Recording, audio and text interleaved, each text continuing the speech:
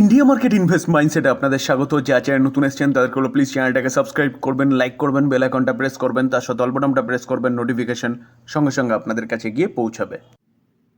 MCX multi commodity exchange, তো একটা exchange যেখানে কমোডিটি প্রোডাক্টগুলো ট্রেড হয়।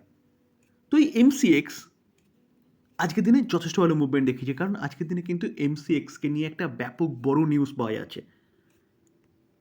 কোম্পানিটা জাস্ট কিছুদিন আগে স্প্লিট ডিক্লেয়ার করেছিল, কত 1:5। তো এই 1:5 স্প্লিট তো ডিক্লেয়ার করেছিল, তো শেয়ার হোল্ডারদের অ্যাপ্রুভাল ছিল, তো শেয়ার হোল্ডারদের অ্যাপ্রুভাল চলে এসেছে এবং কোম্পানি তার স্প্লিটের রেকর্ড ডেটও ডিক্লেয়ার করেছে। তো কোম্পানি রেকর্ড ডেট কবে রেখেছে?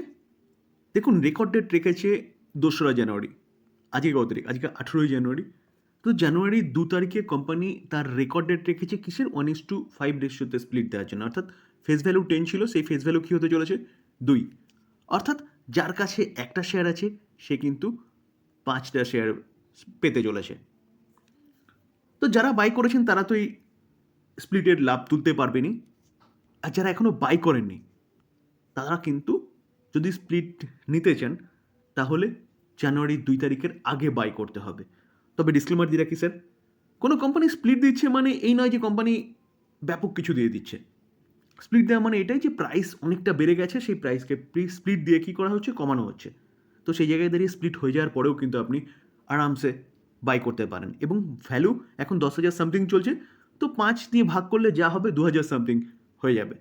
তো তখন কিন্তু আপনাকে এখন একটা বাই করতে গেলে 10,000 টাকা পে করতে হচ্ছে, আর তখন একটা শেয়ার বাই করতে গেলে অনলি ফর 2,000 টাকা শেয়ার হচ্ছে আপনাকে পে করতে হবে। তো স্প্লিট দিলেও কিন্তু আপনি বাই করতে পারবেন। তো অবভিয়াসলি এমসিএক্স শেয়ার হোল্ডারদের কিন্তু জন্য এটা একটা গুড নিউজ, যে যার জন্যই আজকে কোম্পানিটা কিন্তু একটা ভালো মুভমেন্ট প্রেজেন্ট করেছে।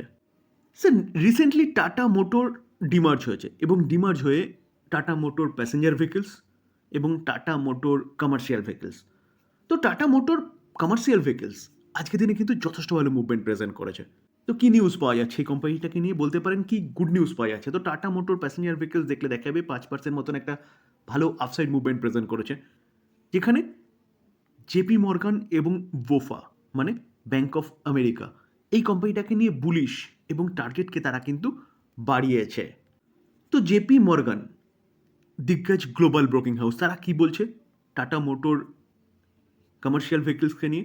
তো তারা বলছে যে তারা ওভারওয়েট রেটিং দিয়েছে এবং টার্গেট দিচ্ছে কত? 475। তো কারেন্ট মার্কেট প্রাইসে কিন্তু অনেকটা আপসাইড মুভমেন্টের কথা বলছে, প্রায় 23%। এবং ব্যাংক অফ আমেরিকা, যেটা একটু আগে বলছিলাম, বোফা কি বলছে? তো বোফা বলছে যে তারা বাই রেটিং দিচ্ছে এবং টার্গেট তারাও কিন্তু 475 বলছে। Same JP Morgan. তো এই জায়গায় আবারও বলে রাখি যে 19 তারিখ অর্থাৎ আগামীকাল মার্কেট ওপেন হবে এবং চোখ বন্ধ করে বাই করবেন একদম নয়।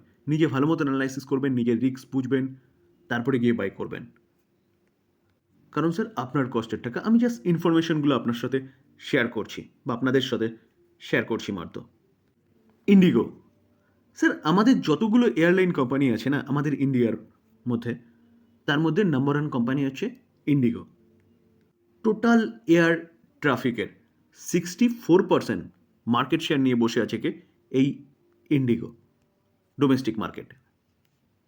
তো হেভি রিসেন্ট ইন্ডিগোকে নিয়ে একটা ডিফল্ট শোনা গেছিলো এবং গভর্নমেন্ট কিছু গাইডলাইন জারি করেছিল, যার জন্য ইন্ডিগোর মধ্যে কিন্তু একটা ব্যাপক সেল আপ দেখা গেছে ইন্ডিগোর শেয়ারের মধ্যে, কারণ কোম্পানির অনেক ফ্লাইট ক্যান্সেল করতে হয়েছে। তো এই জায়গায় দাঁড়িয়ে কোম্পানিটা হাই থেকে অনেকটা নিচে চলে এসেছিল। আজকের দিনে দেখলে দেখা যাবে কোম্পানিটার মধ্যে একটা ভালো র্যালি দেখা গেছে এই মার্কেটেও। অর্থাৎ আজকের দিনে ভালো একটা পারফরমেন্স দেখেছি। কেন?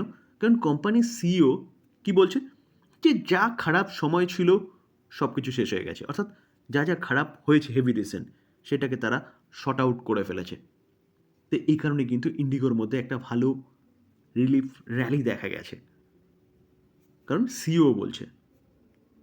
এটাই হচ্ছে আজকের দিনে ইন্ডিগোর ভালো মুভমেন্ট দেখানোর পিছনে কারণ। ফাইন্যান্স সেক্টরের একটা দিগ্গজ company Shriram finance, Nifty 50 company. তো এই কোম্পানিটার মধ্যেও কিন্তু আজকের দিনে একটা ভালো মুভমেন্ট দেখা গেছে, কারণ বোর্ড মিটিং হতে চলেছে অন ফ্রাইডে। কিসের জন্য? Two consider fund rise. তো একটা এনবিএফসি কোম্পানি, যেই কোম্পানিটার ফান্ড অবশ্যই দরকার, কারণ তার বিজনেসকে এক্সপ্যানশন করার জন্যে। তার জন্য কী দরকার? ফান্ড দরকার। তো সেই ফান্ডকে রাইজ করার জন্য কিন্তু তারা কি করতে চলেছে, বোর্ড মিটিং করতে চলেছে। অবভিয়াসলি কোম্পানির জন্য ভালো ভালো নিউজ, যত ফান্ড আসবে তত তারা ফান্ডটাকে ইউটিলাইজ করতে পারবে তাদের বিজনেসে, কারণ এই কোম্পানিটা লোন প্রোভাইড করে। তা এই কারণে কিন্তু আজকের দিনে ভালো মুভমেন্ট প্রেজেন্ট করেছে নিফটি 50 এই কোম্পানিটা। তো কালকে 19 তারিখ অর্থাৎ ফ্রাইডেতে তারা কি করতে চলেছে, বোর্ড মিটিং করতে চলেছে।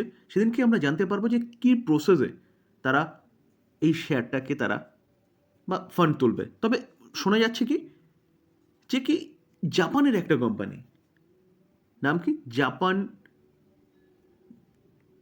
মিৎসুবিশি।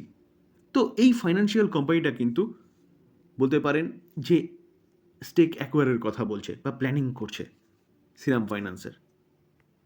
তবে এটা এখনও ফাইনাল নিউজ নয়, জাস্ট রিপোর্টের মাধ্যমে পাওয়া যাচ্ছে। তো ফাইনাল নিউজটা আমরা কিন্তু 19 তারিখ অর্থাৎ আগামীকালই পাবো। স্যার, ওয়ার্ল্ডে যতগুলো কোম্পানি আছে না আইটি সার্ভিস প্রোভাইড করে, তার মধ্যে অ্যাসেঞ্চার এই কোম্পানিটা কিন্তু নাম্বার 1 কোম্পানি, মাথায় রাখবেন। তারপরে কি আছে, তারপরে টিসিএস আইটি সার্ভিস প্রোভাইড করে। তো অ্যাসেঞ্চার নাম্বার 1, তারপরে টিসিএস, তারপরে ইনফোসিস। তো এই অ্যাসেঞ্চার যে নাম্বার 1 কোম্পানিটা, এই কোম্পানিটা তার রেজাল্ট ডিক্লেয়ার করেছে। তো এই কোম্পানিটার রেজাল্ট কিন্তু বলতে পারেন আইটি সেক্টরের, আমাদের ইন্ডিয়ান মার্কেটের আইটি সেক্টরের মধ্যেও অনেকটা প্রভাব বিস্তার করে। আজকের দিনে দেখলে দেখাবে টিসিএস যথেষ্ট ভালো মুভমেন্ট দেখিয়েছে, ইনফোসিস যথেষ্ট ভালো মুভমেন্ট দেখিয়েছে। কেন? কারণ অ্যাসেন্সিয়ার নাম্বার ডিক্লেয়ার করেছে। তো দেখলে দেখাবে, দেখুন অ্যাসেন্সিয়ার বিট করেছে Q1 রেভিনিউর ফোরকাস্ট, অর্থাৎ এস্টিমেটকে বিট করেছে বলতে পারেন to discontinue AI revenue reporting. তো মার্কেট অ্যানালাইটিকটা কী বলছিল, $18.52 বিলিয়ন রেভিনিউ আর্ন করতে পারে। তো কোম্পানি কীরকম প্রেজেন্ট করেছে, $18.74 বিলিয়ন, অর্থাৎ যা এক্সপেকটেশন ছিল সেটাকে কিন্তু বিট করেছে কোম্পানি। তার পাশাপাশি কোম্পানি এটাও জানিয়েছে যে নিউ বুকিং সেটা কি ইনক্রিজ হয়েছে 12%, কত, $20.9 বিলিয়ন, যেখানে বলা হচ্ছে গিয়ে কি যে কনসাল্টিং বুকিং কত, $9.88 বিলিয়ন এবং ম্যানেজ সার্ভিসেস বুকিং $11.06 বিলিয়ন। তো এই জায়গায় দাঁড়িয়ে কিন্তু অ্যাসেন্সিয়ারের যে চেয়ারম্যান তিনি বা সিও তিনি কিন্তু বলছে আই অ্যাম ভেরি প্লেসড, কিসের জন্য, এতটা ভালো বুকিং নেক্সট কোয়ার্টারের জন্য। তো বলতে পারেন এক কথায় যে আইটি সেক্টরের নাম্বার 1 কোম্পানি, এই কোম্পানিটা কিন্তু আজকে ভালো রেজাল্ট প্রেজেন্ট করেছে বলে আমাদের আইটি কোম্পানিগুলো ভালো একটা মুভমেন্ট দেখিয়েছে। তবে স্যার অ্যাসেন্সিয়ার যে কোম্পানিটা ইউএসের, এটা হচ্ছে ইউএসের কোম্পানি। তো এই কোম্পানিটাকে দেখলে দেখা যাবে যে প্রি মার্কেট সেশন চলছে তাদের ওখানে এখনও পর্যন্ত, আমি যখন ভিডিও বানাচ্ছি। তো এইখানে নেগেটিভ দেখাচ্ছে প্রায় 3.5%। এখন দেখার বিষয় যে কি হয় ইউএসের মার্কেটে, কারণ ইউএসের মার্কেটে কিন্তু আজকের দিনে ব্যাপক একটা বড় ডেটা আসতে চলেছে। স্যার ডিসক্লেমার দিয়ে রাখি, এই ভিডিওতে যেসব কোম্পানিগুলো নিয়ে আলোচনা করলাম সেসব কোম্পানিগুলোর সম্বন্ধে নিউজ পাওয়া যাচ্ছে, সেটাই আপনাদের সামনে তুলে ধরার চেষ্টা করলাম মাত্র। তো প্লিজ এই ভিডিওটাকে কেউ বাই রেকমেন্ডেশন হিসেবে নেবেন না। বাই করার আগে নিজে ভালো মতন অ্যানালাইসিস করবেন, নিজের রিস্ক বুঝবেন, তারপরে গিয়ে বাই করবেন। কারণ টাকা আপনার যদি যায় তাহলে কিন্তু আপনারই যাবে, কারণ মার্কেট খুব রিস্কি।